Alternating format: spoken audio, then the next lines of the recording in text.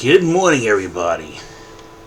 It's John for Father's Rights and my anti-human trafficking page.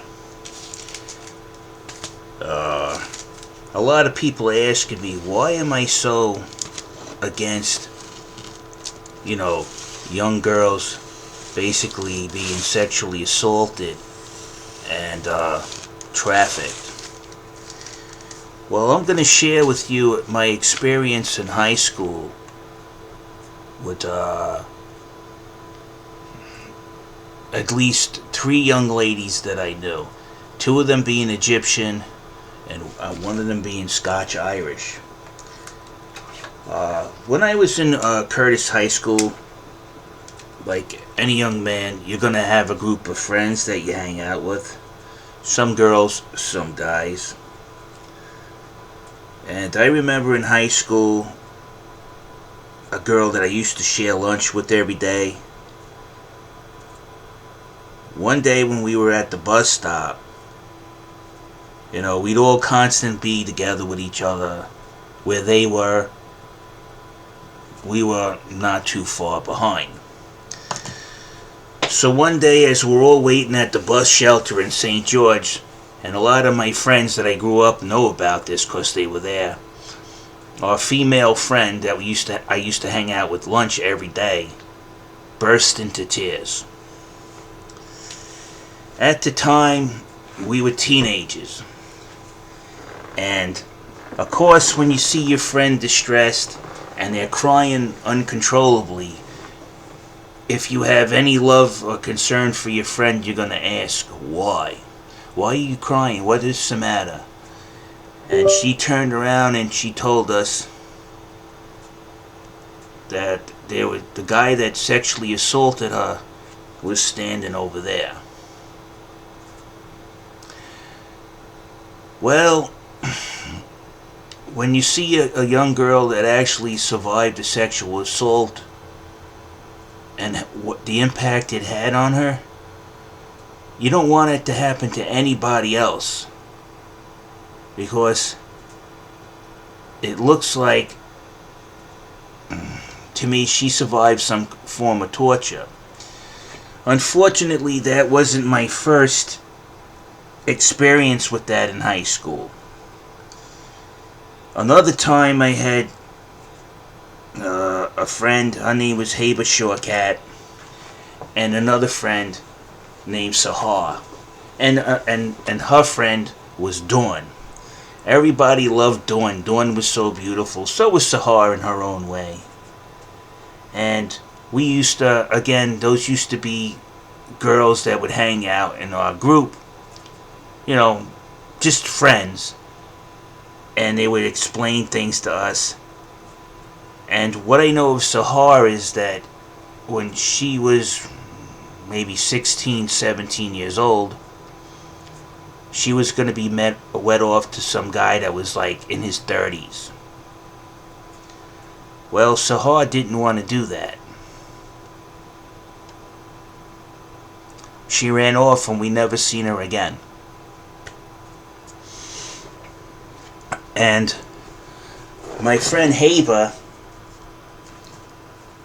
I liked her very much. She was a good person. But she lived under restrictive rules. And she was I guess she would be in her culture very sought after because she was very, very beautiful. But we were respectful to her. And her family was very strict. And as soon as she graduated high school,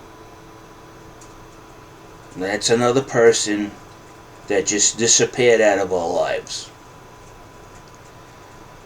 So, when people are puzzled, why are you so adamant about a relative in your wife's family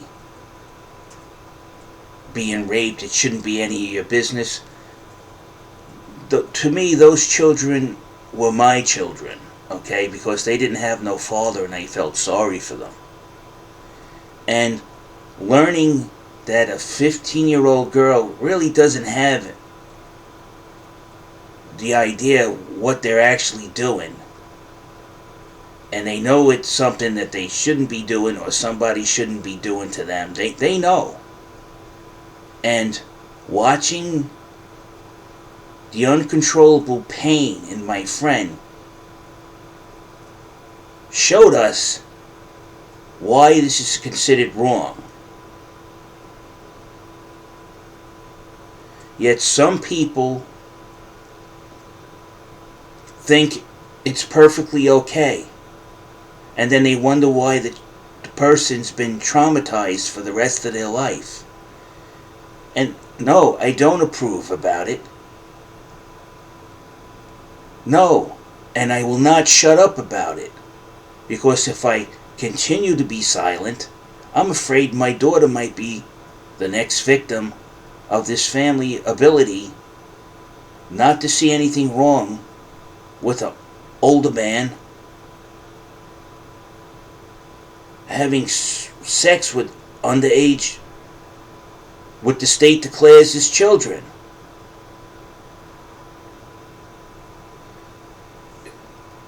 So I'm not making these things have a source where they're coming from. And to my daughter, it's not like I haven't seen this before. I always used to tell my daughter, and she knows this, Gia, like little Gabby. I used to tell Gia, you're bigger and more intelligent than, most of your peers that you hang out with. I go, remember, you got to help the little ones as much as you can if you see them in danger. We can't just run and hide. I taught my daughter this. I said, don't leave them behind. They look up to you. They actually, the little kids, when my daughter was in school and they used to go in there, they used to look for Gia for protection from the school bully. Because my daughter's got a good left hook. And my daughter used to actually protect them from the school bully. So I always told my daughter, if something bad happens, I taught my daughter, don't run with the crowd, because they're panicked. Find a way to get out and get as many of the kids you can get out without putting yourself in danger. You do what you can. We just don't cut and run. And that's why I'm so adamant about it. People might think, oh, he's crazy and not. No, this isn't my first rodeo seeing this. Believe me, when you see your friend breaking down that you used to be with every single day, and you see them breaking down and crumbling and turning into an emotional mess, you will learn that that is very, very wrong. When you see one of your friends run away and never come back, you know there's something very, very wrong. And my friend Dawn, Sahar was her best friend. How do you think she felt that her best friend through all high school just disappeared? So yes, it hurts everybody around that person, including the person that has to endure being treated less than human. And yet the same people will actually speak about child freedom. The same people involved in those heinous acts. It's child freedom. The child should be left to decide what they want to do. I just think it's a poor excuse. And again, anybody that's involved or knows of a child being sexually abused and nobody does anything about it, you should be in prison too. And on that, I'm out of here.